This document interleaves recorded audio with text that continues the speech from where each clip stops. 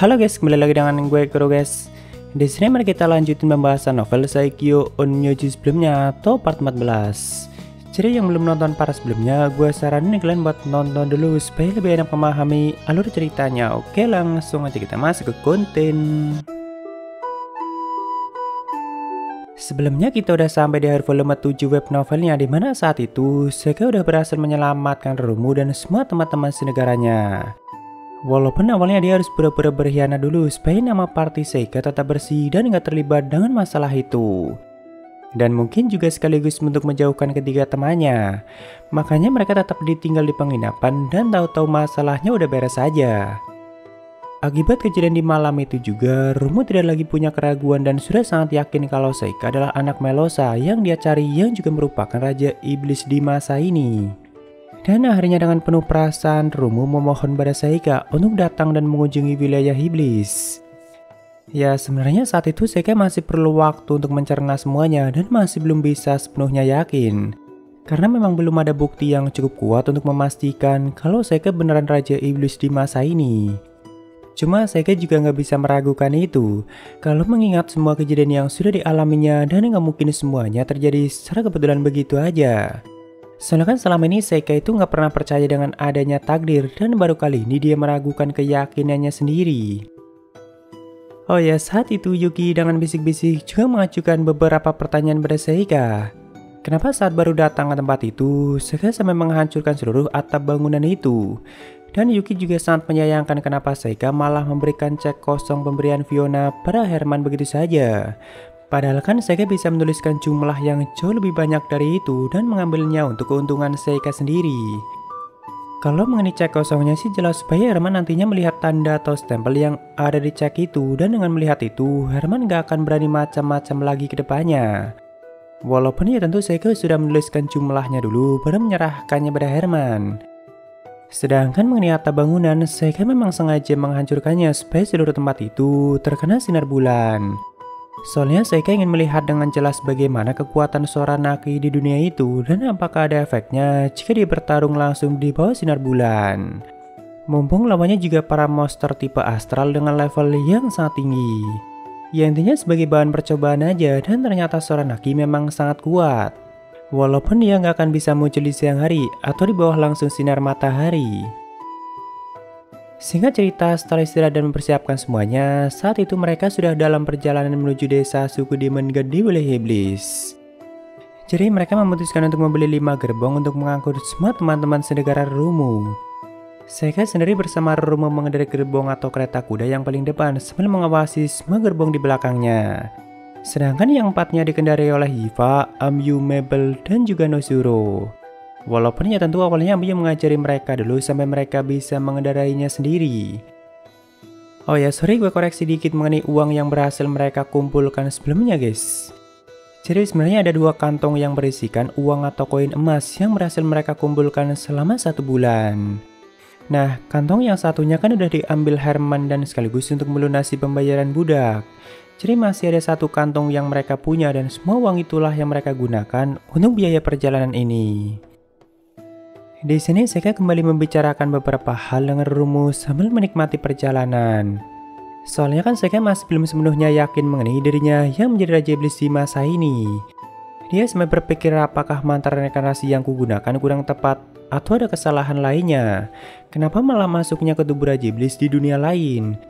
Soalnya kan dulu niatnya Seika itu berreinkarnasi ke masa depan dan masih di dunia yang sama atau bumi. Tapi malah jadi masuknya ke dunia lain atau isekai. Menurut Seika hanya ada 1 kesimpulan yang paling masuk akal kenapa malah jadi seperti itu. Kemungkinan bumi di masa depan itu orang-orangnya udah sangat lemah dan tidak ada lagi keturunan yang sangat kuat seperti masanya Seika atau Hariyoshi. Dimana saat itu ada banyak penyihir, dukun, alkemis, dan banyak lagi yang punya kekuatan gila seperti halnya Seika. Dan bahkan beberapa di antaranya masih bisa dikatakan sebagai keturunan dewa. Nah, karena orang-orang di masa depan udah sangat lemah, makanya gak ada tubuh yang mampu menampung jiwa Seika yang luar biasa kuat. Dan tubuh yang mampu menampung dan sangat cocok dengan jiwanya itu tubuh Raja Iblis di dunia ini. Makanya karena alasan itu juga, Seika juga gak bisa meragukan keyakinan Rumu. Soalnya dalam beberapa hal memang sangat masuk akal. Oh ya, buat yang belum tahu, kalau jiwa Seika atau Hareoshi masuk ke tubuh itu, pada saat tubuh itu sudah berusia 1 tahun. Atau tepatnya pada saat pengukuran energi sihir yang dilakukan ayah angkat Seika pada saat di animenya. Jadi bukan dari lahir atau saat masih di kandungan Melosa. Makanya Seika nggak pernah melihat Melosa dan nggak tahu orang tua kandungnya. Cuma ya jika kalian tanya kemana jiwa asli yang tadinya punya tubuh itu, masih belum dijelaskan di novelnya. Tapi kemungkinan dia udah lenyap semenjak jiwa Seika memasuki dan menggunakan tubuh itu. Soalnya jiwa Seika itu sangat-sangat kuat.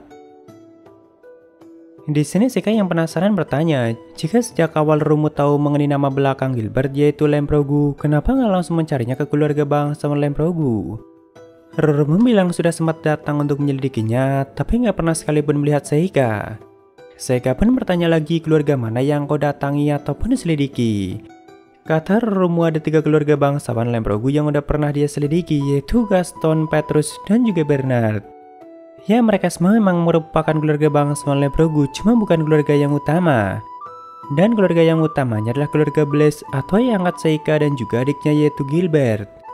Cuma memang di kekaisarannya yang lebih terkenal dan lebih berkembang itu keluarga cabangnya yaitu Gaston, Petrus, dan juga Bernard. Sedangkan keluarga yang utamanya malah nggak terlalu terkenal dan tinggal di wilayah yang cukup pedesaan. Makanya Rumu nggak sampai menemukan Seika dan belum pernah mencarinya sampai ke rumah Blaise atau yang angkat Seika.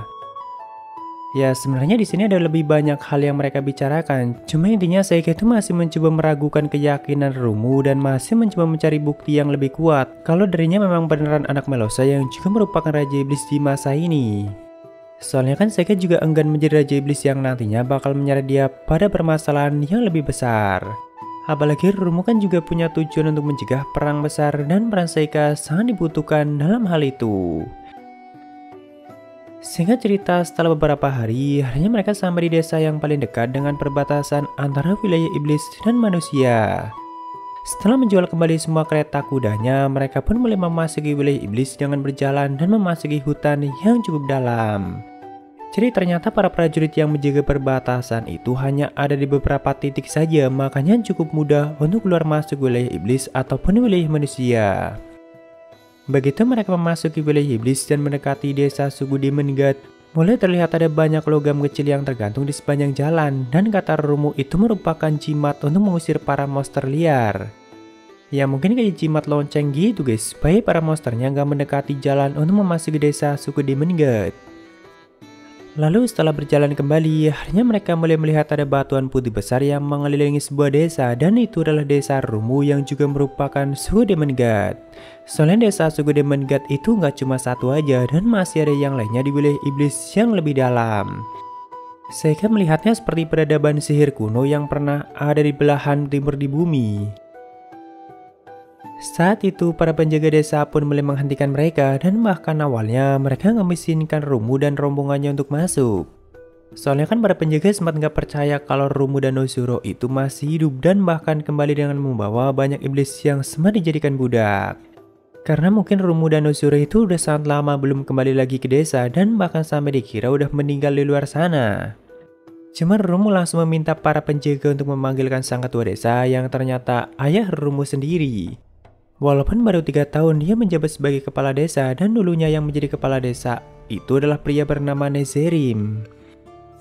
Tentunya begitu mendengarnya, ayah Rumu yang bernama Razurum langsung keluar dan langsung menyambut anak perempuannya yang sudah sangat lama sekali hingga pulang ke desa. Awalnya Seika sempat mengira Razurum sebagai kakak laki-lakinya Rumu, soalnya penampilan mereka nggak jauh beda dan masih kayak seumuran. Setelah itu Rumu langsung menjelaskan semuanya dan meminta para penjaga untuk merawat anak-anak yang sempat dijadikan budak dan sekaligus mengembalikan mereka pada keluarganya. Barulah setelah itu Rumu mengajak Seika dan ketiga temannya masuk ke ruangan dan di situ juga ada kepala desa Razurum. Rumu pun mulai menceritakan semuanya tentang apa yang mereka lakukan di wilayah manusia dan bagaimana Seika menolongnya. Dan satu hal lagi yang paling penting, kalau Seika adalah Raja Iblis yang juga merupakan anak Melosa. Ya begitu mendengarnya, Razurum sampai gak bisa berkata-kata dan tentunya dia sangat bangga pada putrinya sendiri. Bahkan Rumu menceritakan semua itu dengan sangat gembira dan juga sangat yakin. Walaupun Razurum sempat menanyakan buktinya pada Rumu. Dan seperti biasa Rumu hanya bisa memberikan beberapa bukti dan itu pun gak bisa dijadikan sebagai bukti yang kuat. Walaupun ya Rurumu tetap aja yakin dan gak akan salah kalau Seika memang anaknya Melosa. Nah, di sini Rurumu kan sempat menceritakan bagaimana Seika meleburkan besi menggunakan kekuatannya, dan itu salah satu yang membuat Rurumu semakin yakin. Cuma di sini akhirnya Seika menjelaskan konsep dari kemampuan itu yang sebenarnya hanya mencampurkan beberapa bahan untuk bisa meleburkan besi, baja, ataupun logam. Seika juga bertanya pada Raja Rurumu apakah Raja Iblis yang dulu juga menggunakan konsep seperti itu. Tentunya mereka nggak bisa menjawabnya dan bahkan Raja Rurumu kelihatan agak ragu setelah mendengarnya sendiri dari Seika. Soalnya di sini Rurumu itu memang udah sangat kegirangan dan nggak akan goyah dengan keyakinannya. Raja Rurumu sampai bertanya apakah Seika nggak keberatan dengan semua ini. Seika pun bilang nggak keberatan asalkan Raja Rurumu juga memperlakukannya biasa aja atau jangan terlalu memperlakukan Seika seperti Raja Iblis yang sangat agung. Tentunya Raja Rurumu akan menuruti perintahnya dan akan memanggil Seika dengan sebutan Seika Dono, bukan nama sama seperti sebelumnya. Jadi Raja Iblis itu kan punya iblis dengan kemampuan spesial, yaitu kemampuan aparasial yang bisa melihat detail status orang lain. Salah satunya adalah Zool atau iblis yang pernah kita lihat di animenya yang juga berasal dari suku Demon God. Makanya Raja Rurumu gak perlu khawatir mengenai status Seika. Soalnya di pertemuan nanti kan masih ada iblis yang punya kemampuan itu dan bisa melihat detail status Seika. Sebenarnya di masa ini hanya ada 2 iblis yang punya kemampuan spesial itu dan salah satunya malah udah kena bantai sama Seika. Jadi ya hanya tinggal satu aja dan dia juga berasal dari suku Demon God. Setelah itu di sini Raja Rurumu mulai memperkenalkan diri dengan baik pada ketiga teman Seika dan begitu juga sebaliknya. Walaupun awalnya dia sempat mengira Yiva, Amyu, dan Mabel sebagai pelayan Seika. Namun begitu tahu kalau mereka bertiga adalah teman baik Seika, Raja Rurumu mulai teringat tentang Gilbert dan mulai menceritakannya sedikit. Cuma ya intinya Gilbert kan dulunya juga seorang petualang yang nyasar ke wilayah iblis setelah menyelamatkan teman-temannya. Nah, setelah tinggal di wilayah iblis, Gilbert itu masih sering mengkhawatirkan teman-temannya dan sifat baiknya itulah yang membuatnya sangat disukai oleh para iblis lainnya. Bagi Raja Rurumu Seika itu nggak jauh beda dengan ayahnya dan mereka sama-sama baik pada teman-temannya. Ya setelah itu Seika dan ketiga temannya diberikan tempat untuk sementara tinggal dan istirahat di desa itu. Soalnya kan beberapa hari lagi Raja Iblis akan mengadakan pertemuan lagi dan sekaligus mengumumkan kalau Raja Iblis telah kembali. Dan pastinya Seika juga akan hadir dalam pertemuan itu. Walaupun ya tujuan Seika dan Rurumu masih tetap sama, yaitu untuk mencegah perang besar yang akan terjadi. Ya tentu sebenarnya Seika nggak mau terlibat dengan semua masalah itu. Cuma kan mau bagaimana lagi. Seika hanya bisa berusaha untuk nggak ikut campur terlalu jauh dengan masalah mereka. Setelah Raja Rurumu dan Rurumu pergi, di sini ketiga teman Seika mulai ngobrolin tentang wilayah iblis dan juga suku Demon God. Soalnya baru kali ini mereka memasuki wilayah iblis dan ternyata memang cukup berbeda dengan desa-desa di wilayah manusia. Dari mulai bangunannya yang sangat unik dan juga orang-orang yang tinggal di desa itu juga tentunya sangat berbeda dengan manusia. Tapi mereka bertiga merasa senang bisa langsung memasuki desa iblis dan bisa melihat sesuatu yang sangat baru bagi mereka. Terutama Yiva dan Mabel yang memang sangat ingin mengunjungi tempat-tempat baru di dunia itu. Ya tentu Seika ikut senang juga kalau ketiga temannya memang merasa seperti itu. Walaupun di sini Yiva sempat mengatakan sebenarnya aku nggak berharap kalau Seika yang menjadi Raja Iblis. Berbeda dengan Amyu yang malah kelihatan sama sekali nggak terkejut saat pertama kali mendengar kalau Seika yang menjadi Raja Iblis di masa ini. Soalnya dari dulu Amyu itu memang udah merasa aneh aja dengan kemampuan dan kekuatan Seika yang kadang sama sekali nggak masuk akal. Amyu juga mengatakan kalau mungkin kita memang sudah ditakdirkan untuk bertemu yaitu pahlawan dan Raja Iblis. Lalu Seika menjawab jika memang itu takdir harusnya kita sudah bertarung begitu pertama kali kita bertemu. Amyu pun membalas makanya aku senang hal seperti itu nggak sampai terjadi. Walaupun Amyu juga sebenarnya merasa frustasi kenapa malah Seika yang menjadi Raja Iblisnya. Di sini Amyu juga bertanya apakah Rurumu juga udah tahu kalau aku merupakan sang pahlawan.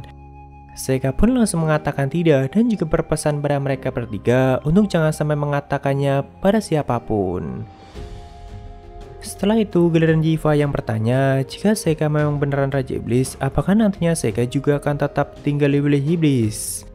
Seika menjawab tentu aku akan kembali ke wilayah manusia atau kekaisaran dan sama sekali nggak ada niatan untuk tinggal di wilayah iblis. Atau dengan kata lain Seika sama sekali nggak ada niatan untuk menduduki tahtanya sebagai sang Raja Iblis. Ya walaupun mungkin tergantung situasinya nanti. Karena kan jika situasi di antara kedua pihak semakin memanas dan perang sudah semakin dekat, tentunya Seiga juga akan dipaksa untuk memilih pihak mana yang akan dia bela. Tak lama kemudian Romu pun datang ke tempat itu untuk mengunjungi mereka. Romu juga meminta maaf karena hanya bisa menyediakan tempat seperti itu untuk tempat tinggal sementara mereka. Walaupun ya sebenarnya udah sangat nyaman. Kalau butuh apa-apa mereka juga hanya tinggal bilang aja ke Romu dan Romu akan berusaha membuat mereka senyaman mungkin. Ketika teman Seika yang mendengar itu pun langsung mengajak Romu untuk berkeliling desa dan melihat banyak hal baru di desa itu. Romu pun berjanji akan mengajak mereka berkeliling desa besok. Ya, mereka bertiga kelihatan sangat bersemangat dan gak sabar pengen menjelajahi desa iblis. Soalnya walaupun sebutannya desa, namun sebenarnya wilayahnya itu sangat luas dan hampir sama luasnya dengan kota-kota kecil di wilayah manusia.